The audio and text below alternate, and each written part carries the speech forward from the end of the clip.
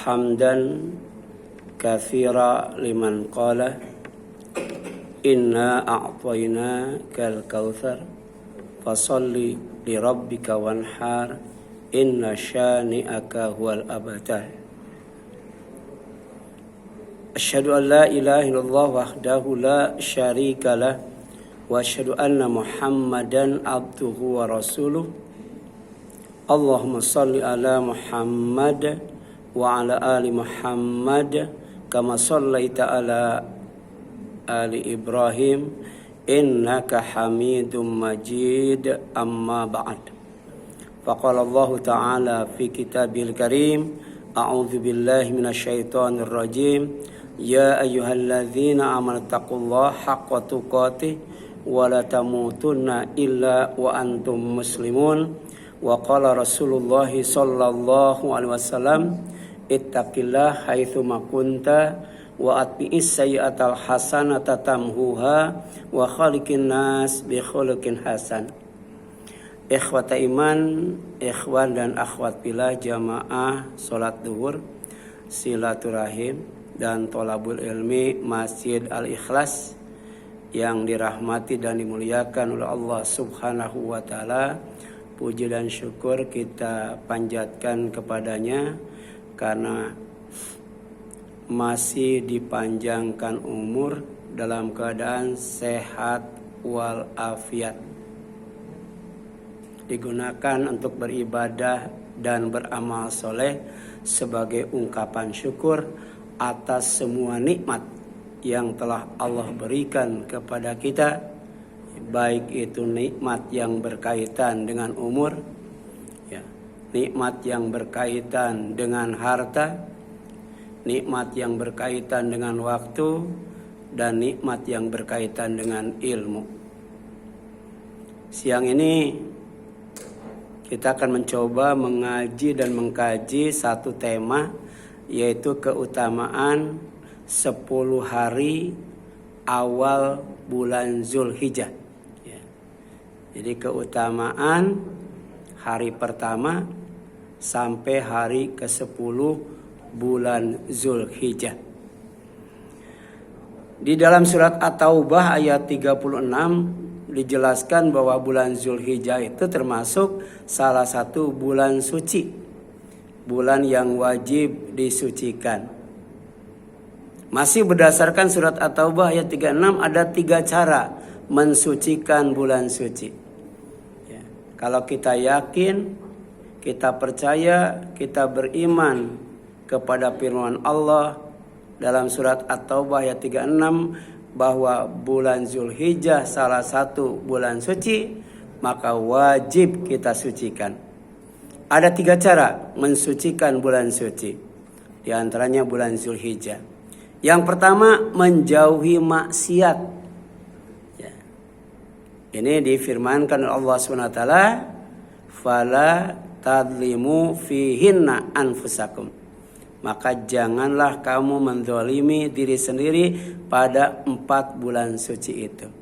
Jadi ketika kita berbuat dosa, ketika kita berbuat maksiat, ya, melanggar perintah Allah, melanggar larangan Allah, itu sejatinya kita sedang menzalimi diri sendiri.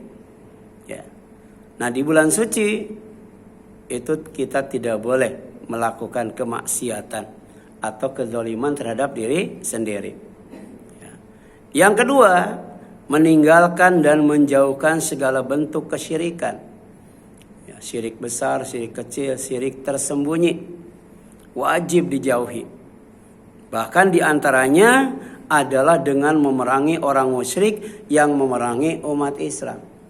Islam itu agama damai. Umat Islam itu tidak pernah mencari keributan, tidak pernah mencari gara-gara, apalagi sampai memerangi, ya, manusia yang bukan non-muslim. Tapi ketika diperangi, maka tidak boleh diam, wajib untuk melawannya.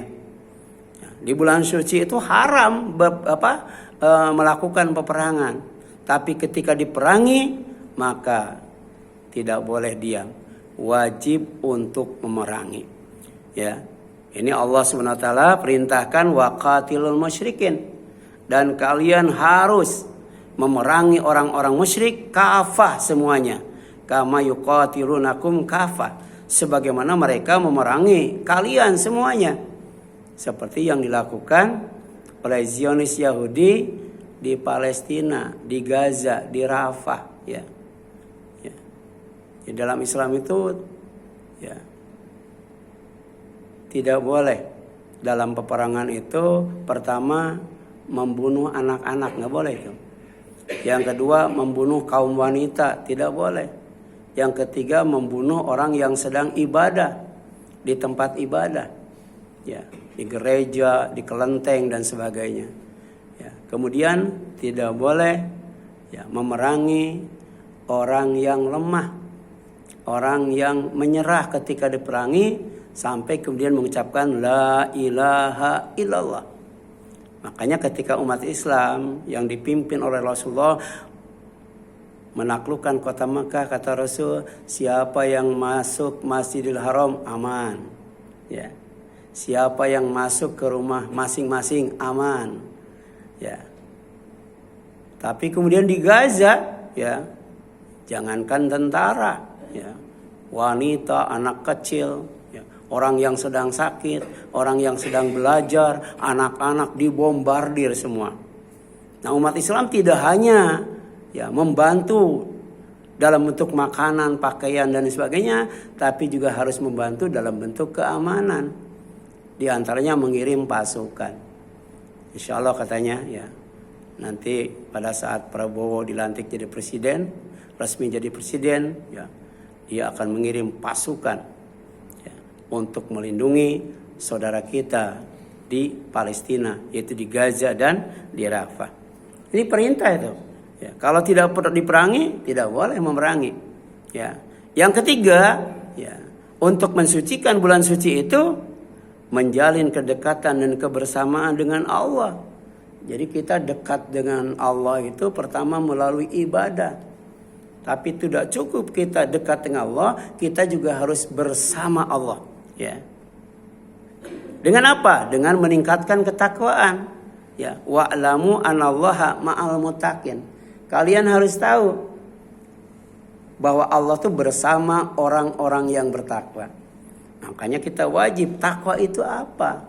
Bagaimana caranya menjadi orang yang bertakwa? Untuk apa kita bertakwa? Di antaranya untuk menjalin kedekatan dan kebersamaan dengan Allah Subhanahu wa taala. Sebab kalau kita merujuk kepada Al-Qur'an, bahwa ternyata ada 3 orang yang bersama Allah. Allah bersama mereka. Yang pertama adalah ya, Allah bersama orang yang bersabar. Innallaha ma'as sabirin. Ya. Yang kedua, Allah bersama orang yang bertakwa. Dan yang ketiga, Allah bersama orang-orang yang muhsin.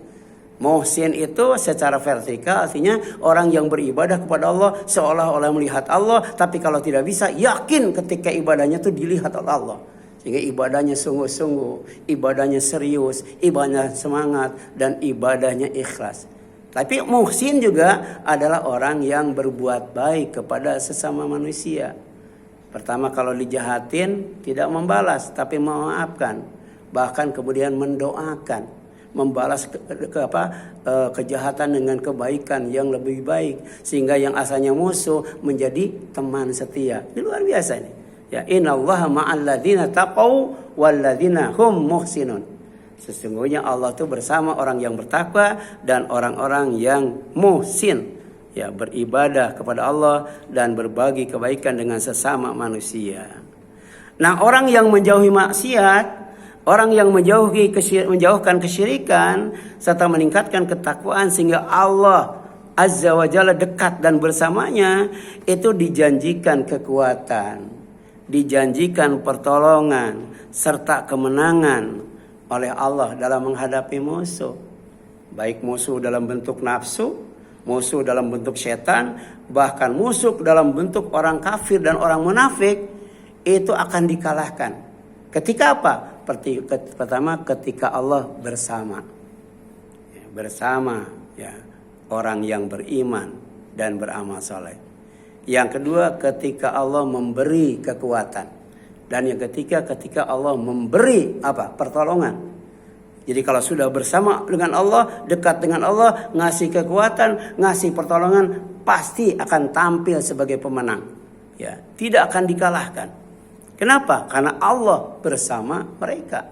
Dalam perang Badar kan umat Islam cuma 300 kurang lebih bisa mengalahkan orang kafir yang jumlahnya 900 kurang lebih. Kenapa? Karena Allah mengirim malaikat 3.000 yang Allah kirim. Nggak tanggung-tanggung. Ya. Kemudian yang selanjutnya Allah Subhanahu wa taala mengingatkan kepada kita ya, yang merasa mengaku sebagai orang yang beriman. Ya ayyuhalladzina amanu, ini panggilan Allah. Wahai orang-orang yang beriman, ya, kunu ansarallah. Kalian harus menjadi pembela Allah. Maksudnya pembela agama Allah, pembela rumah Allah, pembela Rasul Allah, pembela kitab Allah, pembela apalagi itu ya, pembela agama Allah. Intansurullah yansurkum. Jika kalian menolong Allah, membela Allah, Allah akan membela dan menolong kalian. Ya, ini kata Allah, kunu ansarallah. Kalian harus menjadi pembela Allah. Makanya namanya ansor kan, ansor. Nah, kama qala, sebagaimana telah berkata Isa bin Maryam lil hawariyin, kepada para pengikutnya, para sahabatnya, man ansori ilallah, siapa yang mau menjadi pembela Allah, penolong Allah? Qalal hawariyuna, maka para pengikut Nabi Isa itu berkata, nahnu ansarullah, kami siap untuk menjadi pembela Allah. Fa amanat ta'ifatum min bani Israil wa kafarat ta'ifah, maka kemudian ya, sebagian dari Bani Israel beriman, tampil menjadi pembela agama Allah. Wa kafarat ta'ifah, tapi sebagiannya lagi tidak mau menjadi pembela Allah. Nah, fa ayyadna alladzina amanu ala aduwihim, maka Allah kasih kekuatan ya kepada orang yang beriman yang membela Allah Subhanahu wa taala ketika menghadapi musuhnya. Fa asbahu zahirin, maka mereka tampil sebagai pemenang. Ya, satu-satunya perang di dunia sepanjang sejarah yang paling cepat namanya perang Badar. 2 jam itu. 2 jam itu.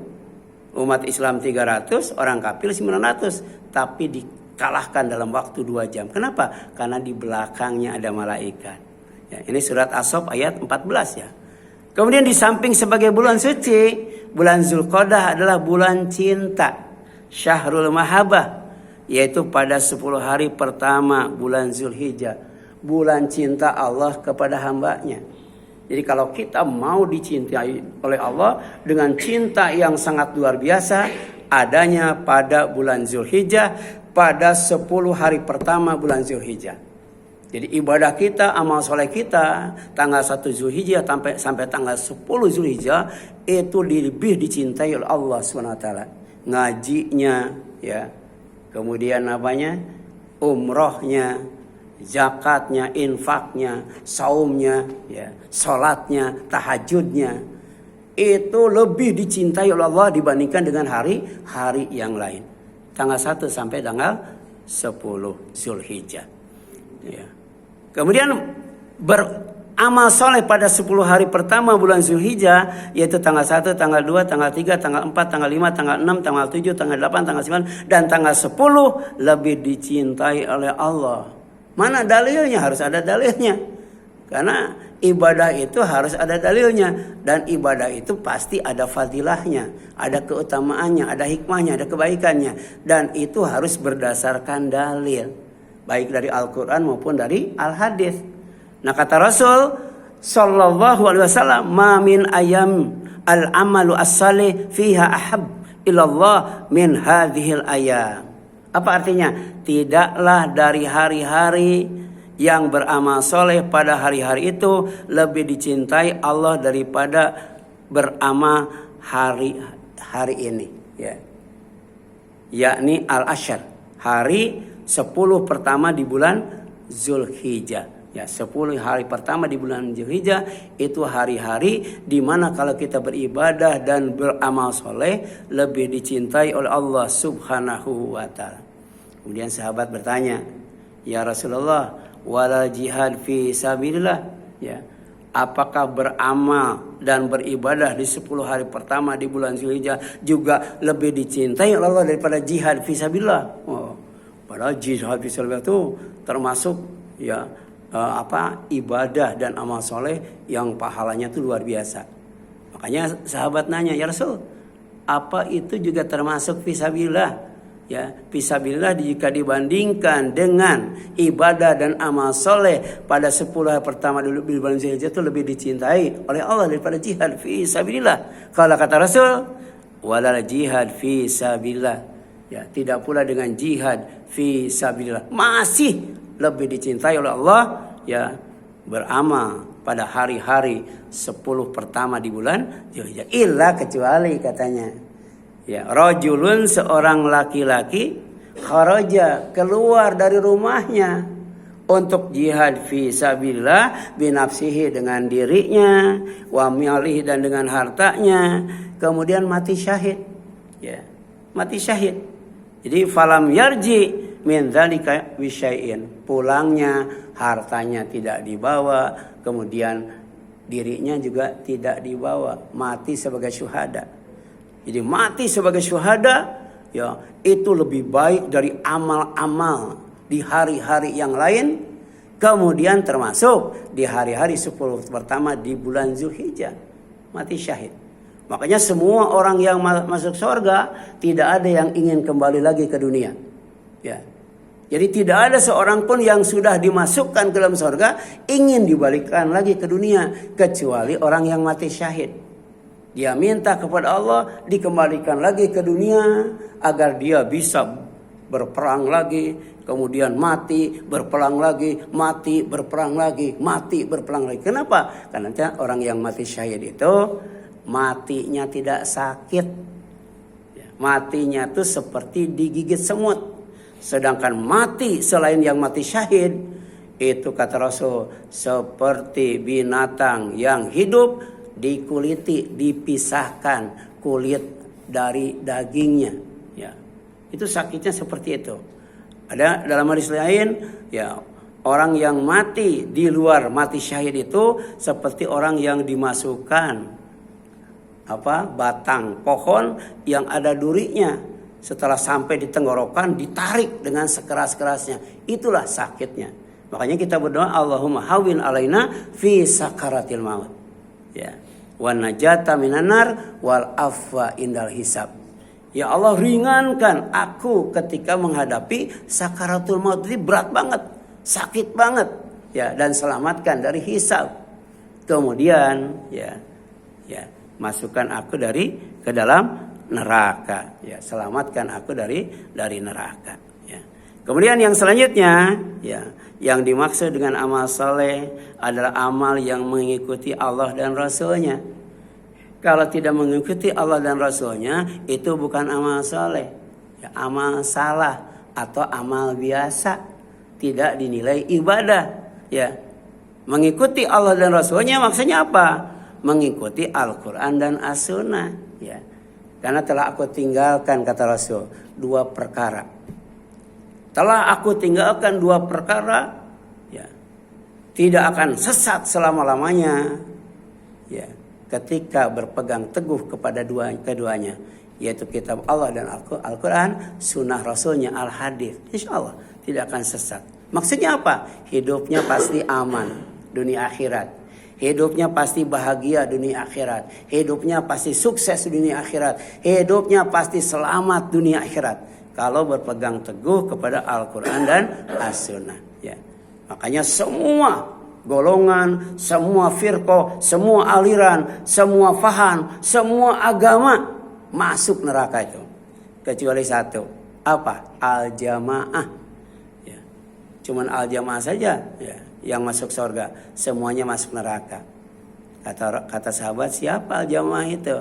Man ana alaihi wa ashabi.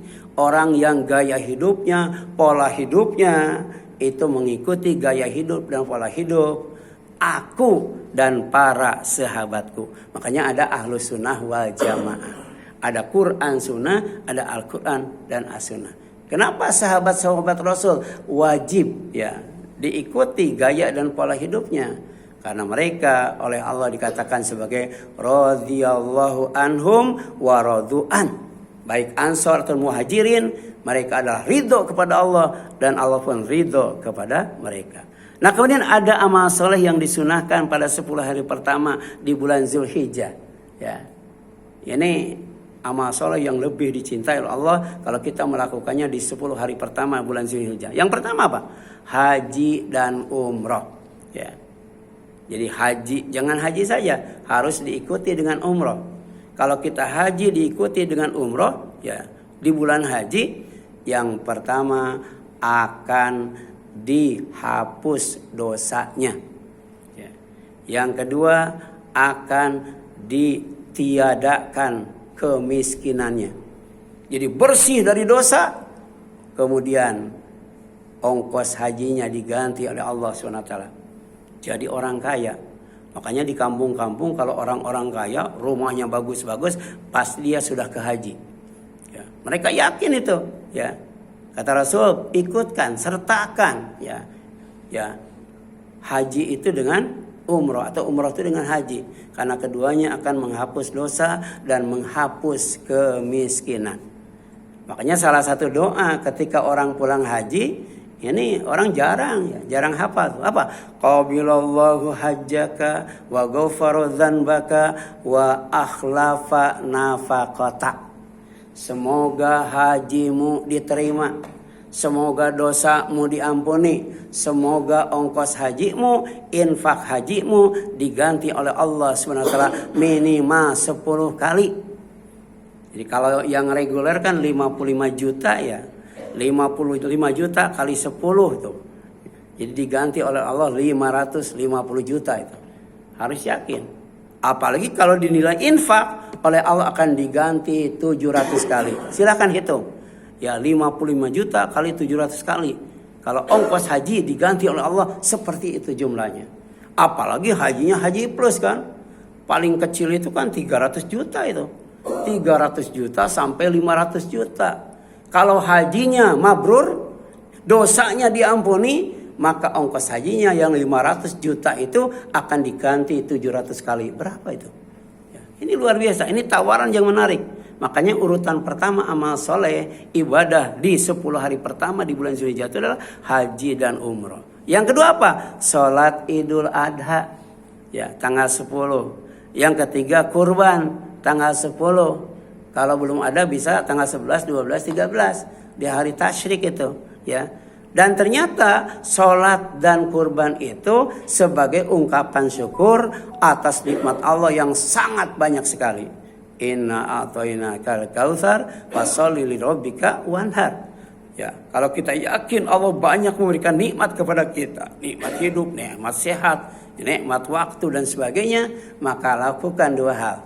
Pertama, fasholli, sholat. Sholat minimal 17 rakaat ya setiap hari. Atas standarnya 40 rakaat. Ya 17 ya ditambah rawatib 12 ditambah tahajud 11, 40 rakaat itu. Ya, itu ungkapan syukur kepada Allah. Dan kemudian ada yang setahun sekali sholat Idul Adha itu, ya. Dan yang kedua kurban, itu satu paket nggak bisa dipisahkan. Ya, kalau kita sholat Idul Adha usahakan kurban. Kalau kita kurban, usahakan sholat Idul Adha. Sebab ada yang kurban tapi tidak sholat Idul Adha. Ada yang sholat Idul Adha tapi tidak kurban. Sayang itu, usahakan. Sebab ternyata kalau dihitung, ya 3,5 juta kalau kolektif atau harga kambing seekor, itu kan seharinya cuma 10.000. Sebulan 300.000, setahun 3.600.000, masih ada 100.000 itu. Ya, itu luar biasa. Jadi yang Allah lihat tuh niatnya, yang Allah lihat tuh semangatnya, yang Allah lihat tuh kesungguhannya, yang Allah lihat ketukanannya, dan yang Allah lihat kesabarannya. Saya punya guru matematik itu, umurnya sudah 70 tahun lebih. Dia baru berangkat ketika umurnya tuh 70 tahun lebih. Kenapa dia bisa berangkat? Padahal gajinya itu 1 bulan tuh cuma 4.000 perak itu. Dari 4.000 perak sebagai guru matematik di pesantren di mana saya belajar, ya dia nabung 500 perak sehari. Jadi waktu itu ONH itu 1,5 juta itu. Bayangkan kira-kira berapa lama tuh? Nabung sehari 500 perak. baru bisa berangkat haji setelah ada uang 1,5 juta. Itu ketika umur 70 tahun lebih. Nah itu yang dinilai oleh Allah. Niatnya, semangatnya, kesungguhannya, kesabarannya, ketekunannya. Di samping keikhlasannya dan kesolehannya. Sesuai dengan Al-Quran dan As-Sunnah. Makanya fasolli li rabbika wanhar. Yang keempat berzikir itu. Ya, nanti mulai tanggal 9 subuh itu. Hari Arafah. Sampai tanggal 13 asar. Kita berzikir Allahu Akbar, la ilaha illallah, Allahu Akbar, la ilaha illallah, Allahu Akbar, walillahil hamd. Ya, minimal setelah salat 5 waktu. Ya, maksimalnya setiap hari itu. Ya, makan zikir.